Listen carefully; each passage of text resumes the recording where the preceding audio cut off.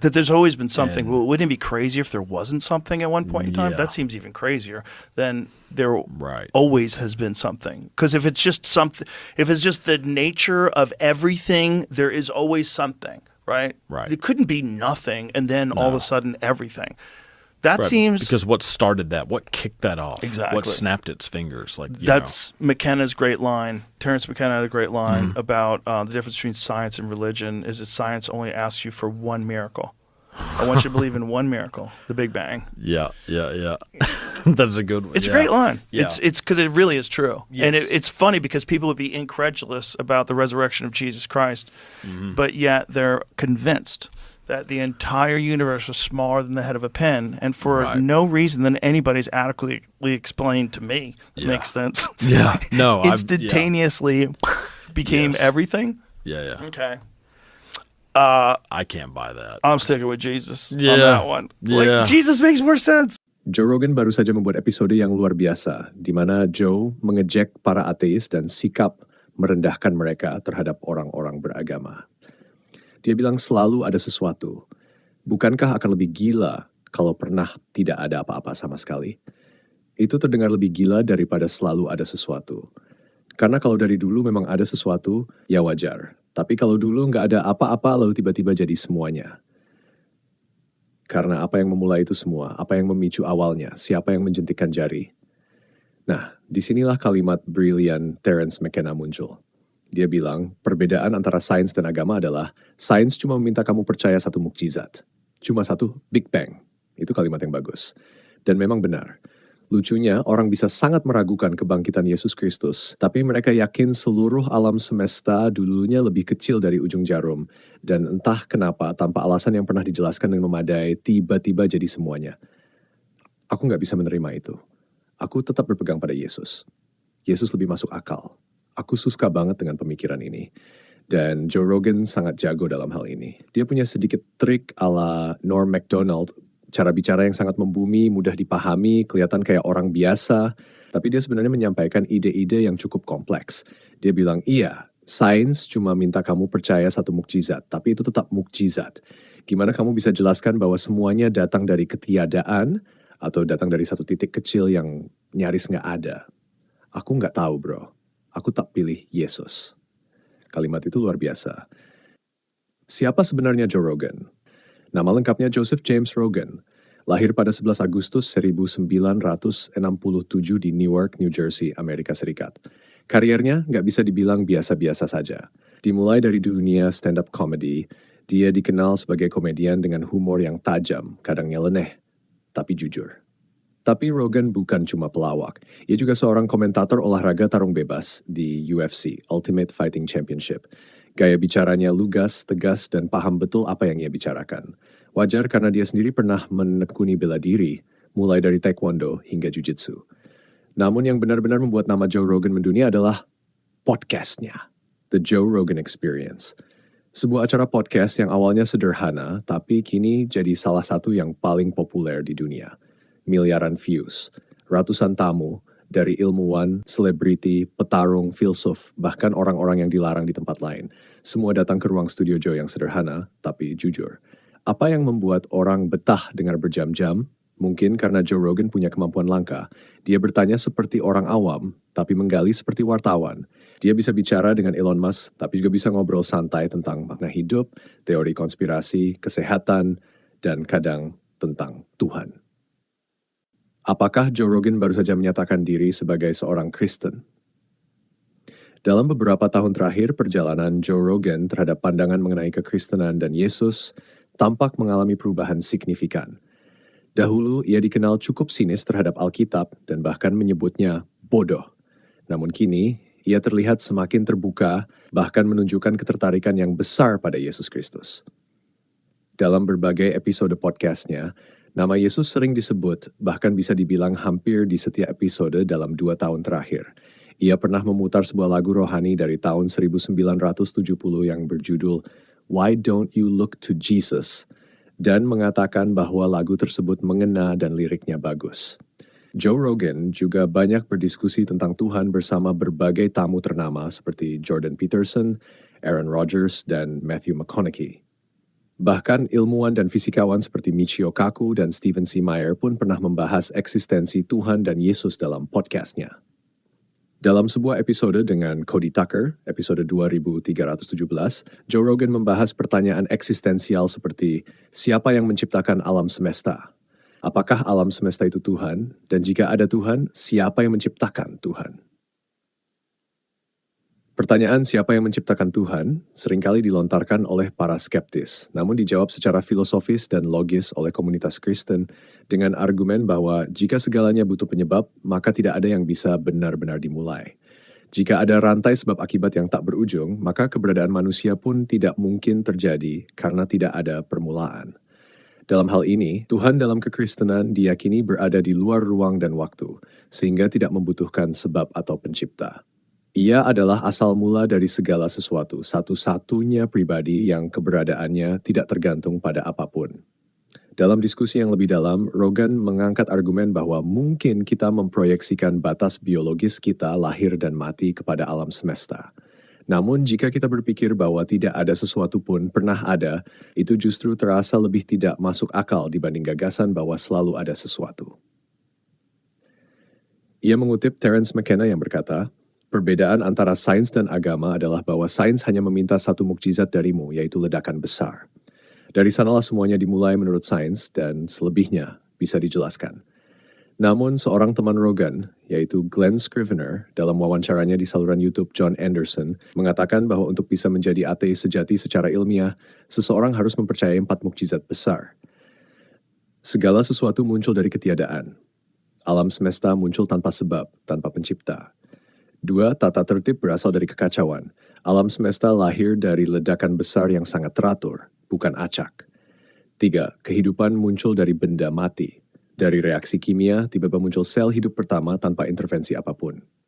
4. Kesadaran muncul dari materi tak bernyawa. Pikiran manusia dan kesadaran berasal dari benda mati tanpa jiwa atau akal budi.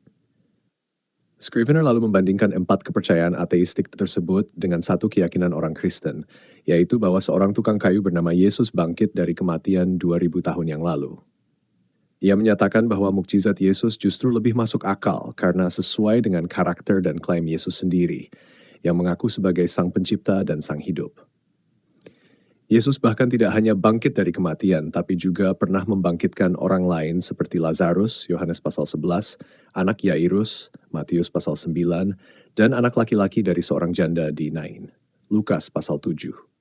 Peristiwa ini juga ditampilkan secara dramatis dalam serial The Chosen untuk memberikan gambaran yang lebih kuat tentang makna kebangkitan. Joe Rogan kemudian mengatakan dalam salah satu momen yang dianggap sebagai pengakuan iman yang paling jelas, aku tidak bisa mempercayai itu Big Bang.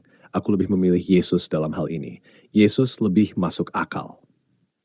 Meskipun belum bisa dikatakan bahwa Rogan sudah menjadi pengikut Yesus secara penuh, namun pernyataan ini menunjukkan bahwa ia sudah berada dalam posisi yang sangat terbuka terhadap kekristenan, paling tidak penasaran terhadap Yesus.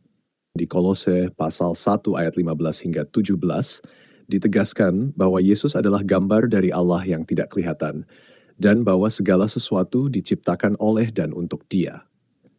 Kata segala sesuatu dalam bahasa Yunani adalah panta atau pas, yang berarti mencakup semua tanpa kecuali, baik yang kelihatan maupun yang tidak kelihatan. Semua hal diciptakan olehnya, dan semua hal itu juga disatukan dan ditopang olehnya. Maka pertanyaan mengapa Yesus memiliki jawaban atas segala hal, dijawab dengan kenyataan bahwa Dia adalah pencipta, pengatur, dan tujuan dari seluruh ciptaan. Dalam salah satu episode The Joe Rogan Experience, Joe Rogan dan tamunya membahas pernyataan Mel Gibson tentang kain kafan Turin, yang dipercaya oleh sebagian orang sebagai kain yang digunakan untuk membungkus tubuh Yesus setelah penyaliban. Dulunya, Joe Rogan mengira kain itu palsu, terutama setelah uji karbon pada tahun 1988, menyimpulkan bahwa kain tersebut berasal dari abad pertengahan. Namun percakapan dengan Mel Gibson membuatnya mulai mempertanyakan kembali asumsinya. Ternyata uji karbon itu kemudian diketahui bermasalah karena kontaminasi silang dan perbaikan pada bagian tertentu dari kain tersebut. Uji lebih lanjut menunjukkan bahwa kain itu bisa saja berusia lebih dari 2000 tahun. Salah satu hal paling mengejutkan adalah bahwa kain kafan Turin merupakan artefak yang paling banyak diteliti dalam sejarah, melibatkan fisikawan partikel, insinyur, dan berbagai ilmuwan dari berbagai bidang. Sebagian percaya akan keasliannya, sebagian tidak. Tetapi semua sepakat pada satu hal, tidak ada yang tahu bagaimana gambar itu bisa terbentuk. Gambarnya bukan lukisan, tidak ada cat atau zat pewarna, dan bukan hasil pembakaran.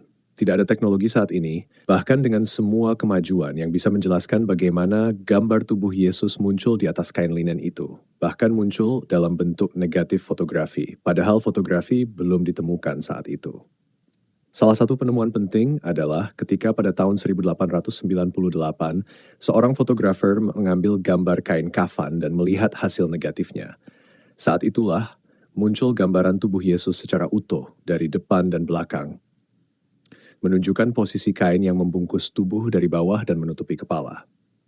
Yang makin membingungkan para ilmuwan adalah bahwa darah di kain itu muncul lebih dulu daripada gambar tubuh, yang berarti bahwa proses pencetakan gambar terjadi setelah darah menempel di kain. Ini membuat beberapa orang menduga bahwa citra tersebut muncul saat peristiwa supranatural seperti kebangkitan terjadi. Semacam ledakan energi atau radiasi ultraviolet yang mencetak gambar tubuh Yesus ke kain secara misterius. Joe Rogan mengakui bahwa hal yang paling sulit untuk dipercayai dalam kekristenan adalah kebangkitan Yesus. Ia bisa menerima bahwa Yesus adalah tokoh sejarah nyata yang disalibkan, tetapi kebangkitan selalu menjadi batu sandungan. Namun setelah menyelami banyak dokumen, dokumenter, dan diskusi ilmiah tentang kain kafan Turin, ia mulai membuka diri terhadap kemungkinan bahwa ada sesuatu yang luar biasa dan tak dapat dijelaskan secara ilmiah terjadi di sana. Salah satu tokoh yang disarankan untuk ditonton adalah Robert Rucker, seorang insinyur nuklir yang membedah kain kafan ini dari sudut pandang ilmiah. Ia menunjukkan bagaimana gambar itu bisa terbentuk dalam bentuk negatif di kain non-fotografik dan mengapa itu merupakan sesuatu yang belum bisa direkayasa hingga hari ini. Kesimpulannya, kain kafan Turin tetap menjadi misteri besar. Sebuah kain linen yang menunjukkan gambar tubuh seorang pria yang disalibkan dengan luka-luka sesuai catatan Injil yang tidak bisa dijelaskan oleh teknologi modern. Hal ini membuat banyak orang termasuk skeptis seperti Joe Rogan mulai bertanya, apakah ini mungkin bukti nyata dari peristiwa yang tidak bisa dijelaskan oleh sains? Pada suatu sesi santai, namun dalam di The Joe Rogan Experience, Joe Rogan duduk berdiskusi dengan Wesley Huff, seorang apologet Kristen dan sejarawan Alkitab, untuk menyelami salah satu klaim paling luar biasa dalam sejarah umat manusia, kebangkitan Yesus dari kematian. Joe memulai dengan keraguan yang umum. Bagaimana mungkin seseorang benar-benar mati, lalu hidup kembali? Di tengah masyarakat sekuler modern, ide seperti itu terdengar mustahil. Namun, Wesley mengingatkan bahwa jika seseorang percaya bahwa realitas bukan hanya soal materi dan gerakan mekanis, maka kemungkinan peristiwa supranatural tidak bisa sepenuhnya disingkirkan. Wesley menjelaskan bahwa secara historis, Yesus adalah sosok nyata yang benar-benar hidup dan benar-benar disalibkan di bawah pemerintahan Pontius Pilatus. Klaim kebangkitannya bukanlah dongeng yang muncul ratusan tahun kemudian, melainkan muncul dari saksi mata yang hidup sezaman. Bahkan Rasul Paulus mencatat bahwa lebih dari 400 orang mengaku telah melihat Yesus setelah kebangkitannya. 1 Korintus pasal 15. Narasi ini ditulis pada masa ketika para saksi tersebut masih bisa memverifikasi atau membantah klaim itu. Joe lalu bertanya, apakah mungkin Yesus tidak benar-benar mati? Bukankah ada kasus medis modern di mana seseorang yang dianggap mati tiba-tiba sadar kembali? Wesley menjawab dengan tegas, tidak mungkin. Ilmu kedokteran dan sejarah Romawi menunjukkan bahwa para algojo Romawi sangat terampil dalam hal eksekusi. Penyaliban adalah metode paling brutal, dirancang untuk menyiksa, mempermalukan, dan memastikan kematian. Jika Yesus hanya pingsan dan muncul kembali 3 hari kemudian, kata Wesley, ia tidak akan tampil memukau dan menenangkan murid-murid dengan salam damai. Ia pasti tampak seperti korban penyiksaan yang parah, bukan pribadi yang mengalahkan kematian. Joe penasaran tentang kemungkinan pertentangan naratif. Apakah ada bukti sejarah dari masa itu yang menyangkal kebangkitan Yesus? Wesley menjelaskan bahwa tidak ada dokumen kuno yang secara eksplisit menyatakan Yesus tidak bangkit.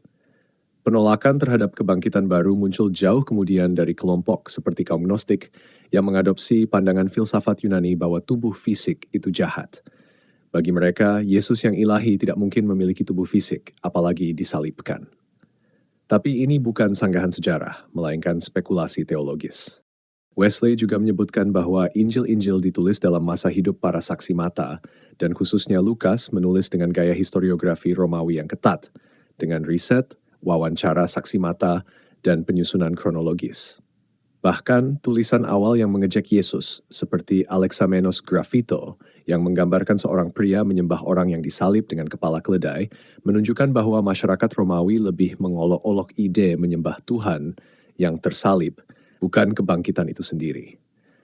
Yang menarik, di dunia kuno, supranatural bukanlah sesuatu yang aneh. Para penulis seperti Plutarchus dan Josephus dengan santai memasukkan mukjizat dan dewa-dewa dalam tulisan sejarah mereka. Akhirnya, percakapan itu menggarisbawahi satu hal penting. Bagi para saksi mata di abad pertama, kebangkitan Yesus bukan sekadar kemungkinan. Itu adalah kenyataan yang mengubah hidup mereka. Bukan hanya secara spiritual, tapi secara historis. Dan meskipun zaman telah berubah, pertanyaannya tetap sama. Apakah engkau percaya bahwa seseorang bisa mati dan hidup kembali? Singkatnya, Joe Rogan dikenal sebagai seseorang yang tidak mematok diri pada satu agama tertentu. Dia lebih sering mengidentifikasi dirinya sebagai seseorang yang spiritual, terbuka pada berbagai pemikiran, dan tertarik pada berbagai kepercayaan termasuk Buddhisme, Taoisme, dan juga aspek-aspek spiritual lainnya. Dalam podcastnya, Joe sering berdiskusi dengan berbagai tamu dari latar belakang agama dan filsafat yang berbeda, tapi dia sendiri tidak secara tegas menyatakan dirinya memeluk satu agama tertentu. Jadi bisa dibilang Joe Rogan lebih condong ke spiritualitas pribadi daripada keanggotaan agama formal. Joe Rogan merasa bahwa narasi Kristen dengan segala kompleksitas dan keunikan historisnya lebih rasional dan memberi pemahaman yang lebih memadai tentang eksistensi manusia dibandingkan ateisme yang menurutnya terbatas dan kurang memuaskan secara eksistensial. Kalau kamu suka video ini, jangan lupa like, subscribe, dan klik tombol bell biar gak ketinggalan update video terbaru dari channel ini. Tulis juga pendapat kamu di kolom komentar. Kita bakal ngobrol seru tentang topik ini. Kalau kamu merasa video ini bermanfaat, jangan ragu untuk share ke teman-teman kamu ya. Sampai ketemu di video berikutnya dan tetap kritis tapi santai. Peace. Aku percaya pada satu dewa, Sang Bapa yang Maha Kuasa, yang dari Dia segala sesuatu ada. Aku percaya pada satu Tuhan, Yesus Kristus Putra Tunggal Dewa, yang oleh Dia segala sesuatu ada.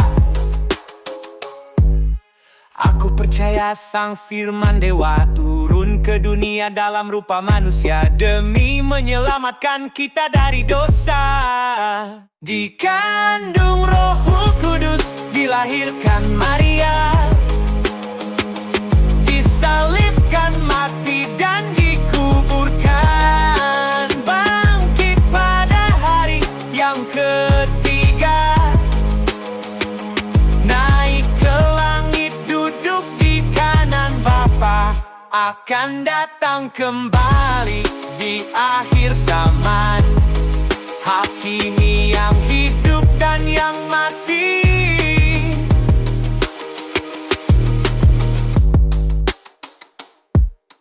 Aku percaya pada Roh Kudus yang berbicara melalui para nabi, satu dengan Bapa dan Putra. Aku percaya pada baptisan, satu gereja yang universal, persekutuan orang kudus. Aku percaya pengampunan dosa akan dibangkitkan dari kematian, hidup abadi bersama Sang Dewa.